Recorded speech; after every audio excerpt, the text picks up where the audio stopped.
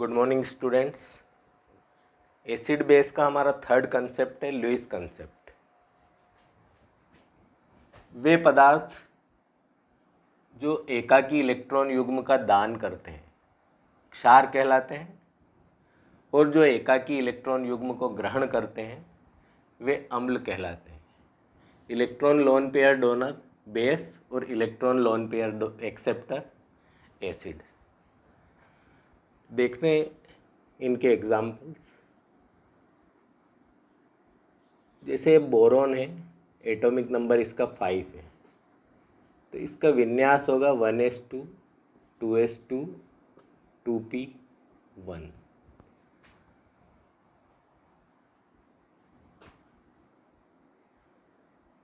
तो outer most orbital में इसके पास 3 इलेक्ट्रॉन होने से, 3 सिंगल इलेक्ट्रॉन होने से इसकी वैलेंसी है 3।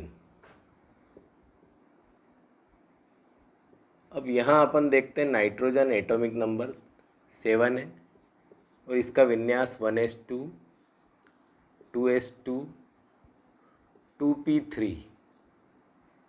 तो इसकी वैलेंसी भी 3 है, पर इसके पास ये 2 इलेक्ट्रॉन बचते हैं आउटर मोस्ट शेल में।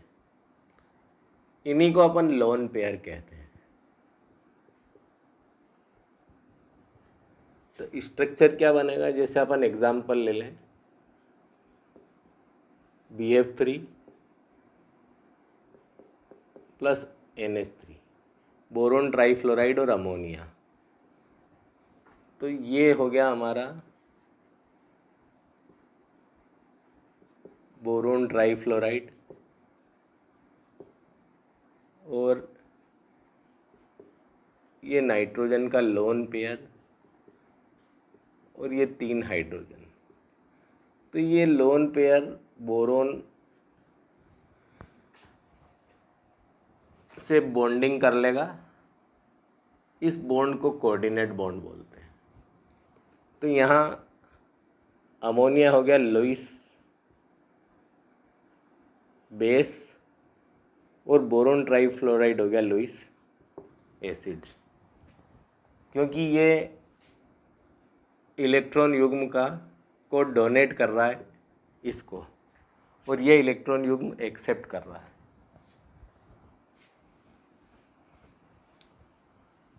तो आइए देखते हैं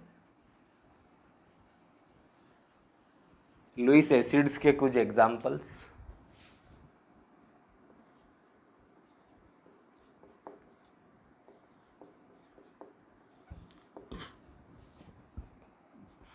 क्या क्या कंडीशंस होनी चाहिए इसके लिए।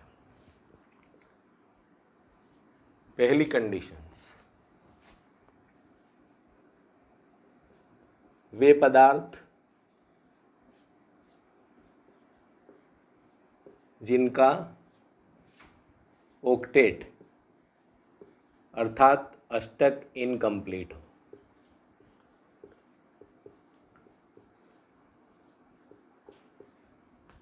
जिसका उदाहरण अपन लिया था अभी BF3,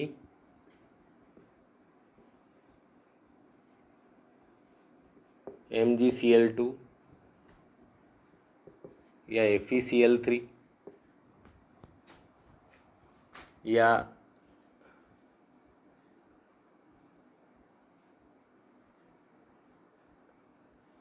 LiCl या BeCl2। तो जिस तरह से बोरोन ने अपना अष्टक कंप्लीट करा था,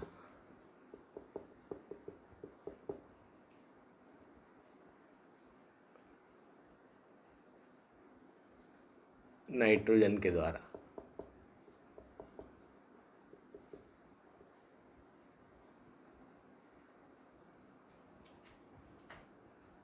तो ये इसके पास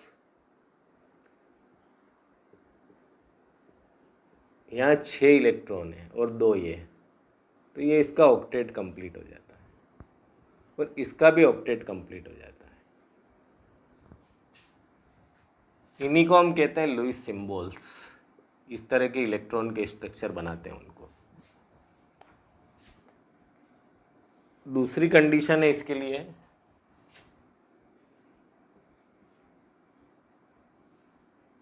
इन पदार्थों में जो अपन ने बात की है ऑक्टेट की, ये इनके केंद्रीय परमाणु की है, सेंट्रल एटम में ऑक्टेट इनकम्प्लीट होना चाहिए। दूसरा ले लें, वे सेंट्रल एटम जिनका डी ऑर्बिटल वैकेंट हो,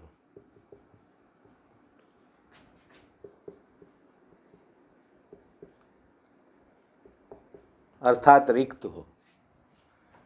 इसमें अपन ले सकते हैं SiCl4, या सारे हेलाइड्स भी इसमें ले सकते हैं, X4, X यानी हेलाइड्स।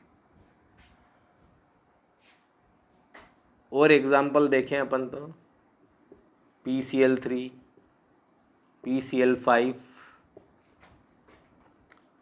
SO2, SO3, इनका डी ऑर्बिटल वैकेंट है। कैसे है? तो ये जैसे अपन फास्फोरस को लें 15, इसका है 14, तो फास्फोरस को अपन लिखें तो 1s2, 2s2, 2p6, 3s2,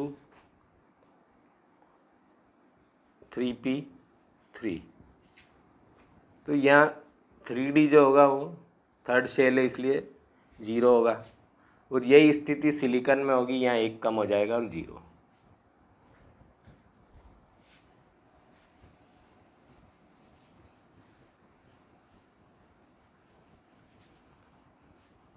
तीसरी कंडीशन वो होगी, वे पदार्थ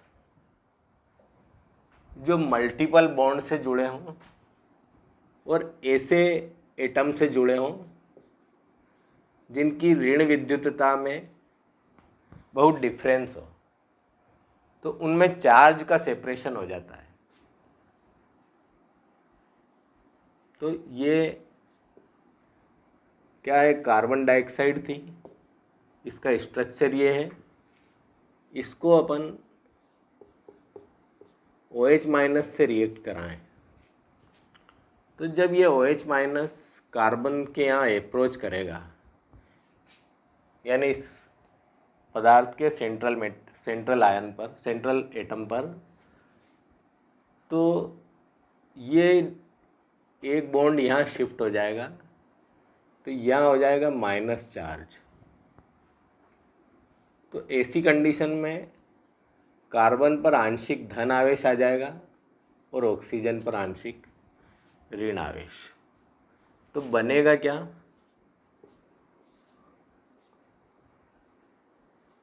इस तरह की स्पेसीज बनेगी और ये OH यहाँ जुड़ जाएगा। तो ये क्या बना? HCO3 माइनस बाइकार्बोनेट आयन बना।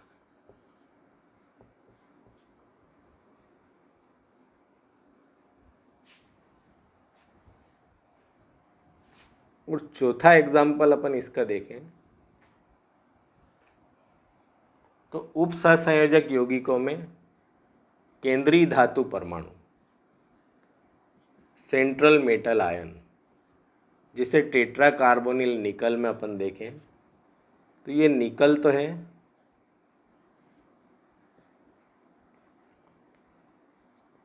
लेविस एसिड, और ये लिगेंड जो हैं ये लोन पेयर को डोनेट करते हैं, इसलिए ये हो गए लेविस बेस।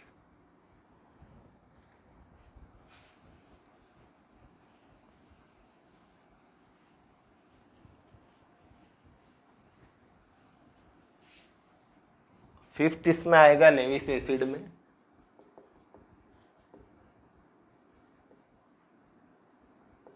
सभी सिंपल केटायंस जैसे H+, Na+, Mg2 positive, Al3 positive, या अपन ले लें कैल्शियम 2 पॉजिटिव, ये ऐसे सभी सिंपल केटायंस। पर यहाँ पर जो कॉम्प्लेक्स केटायंस है, जैसे NH4+ या PH4+, ये लुईस एसिड की कैटेगरी में नहीं आएंगे, केवल सिंपल केटायंस आएंगे, क्योंकि ये लोन पेयर को एक्सेप्ट कर सकते हैं। तो ये तो थे लुईस एसिड के एग्जाम्पल्स। इसी तरह से लुईस बेस के एग्जाम्पल भी देख लेते हैं।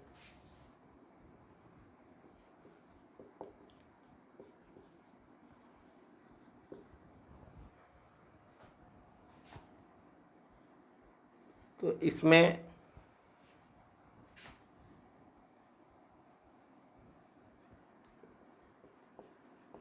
सभी एनायंस यानी सभी ऋणायन आएंगे, जैसे chloride, bromide, iodide, nitrate, nitrite, sulphate,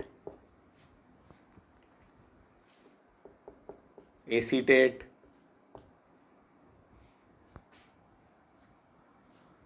सभी एनायंस, क्योंकि ये लोन पेयर दे सकते हैं। सेकंड आएगा इसमें, वे सभी न्यूट्रल स्पीसीज, उदासीन प्रजातियां, जैसे NH3 पहले बताया अपन ने, और देखें इसमें तो C2H5OH यहाँ लोन पेयर होता है, दे सकता है इथाइल एल्कोहल, या कोई सामान्य ईथर लोन पेयर उपस्थित है, या अमीन,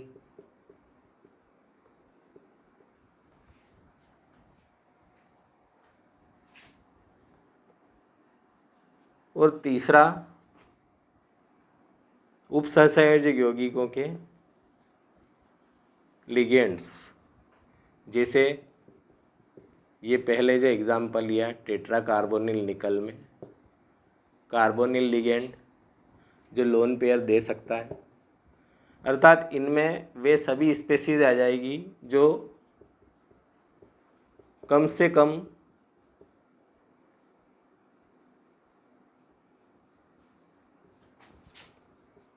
एक लोन पेयर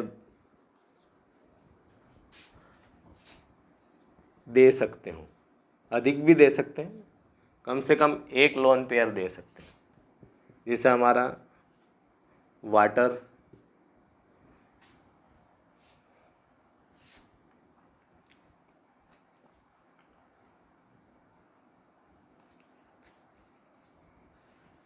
तो ये थे एसिड्स और बेस के एग्जाम्पल्स।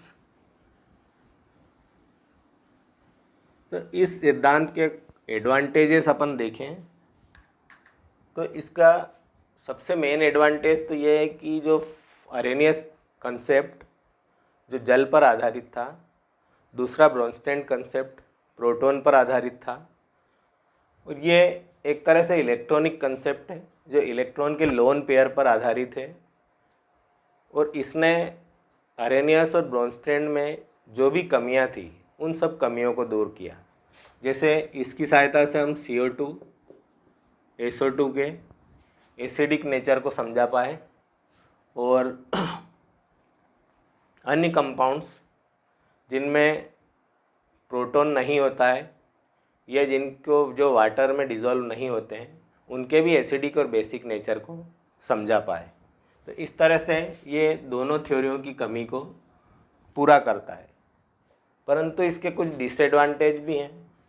जैसे सबसे पहला तो ये है कि जो हमारे फेमस एसिड्स हैं, जो सभी जानते हैं कि ये एसिड्स हैं, तो ये थ्योरी पूरी तरह से उन पर लागू नहीं हो पा रही थी, उन्हें नकार रही थी, जबकि ये बहुत ही प्रसिद्ध अम्ल है। दूसरा सबसे मेन बात कि ये एसिड और बेस की स्ट्रेंथ को नहीं बता पाया कि कौन सा स्ट्रॉन्ग है और कौन सा वीक है। स्ट्रॉन्ग और वीक एसिड बेस को नहीं बता पाए।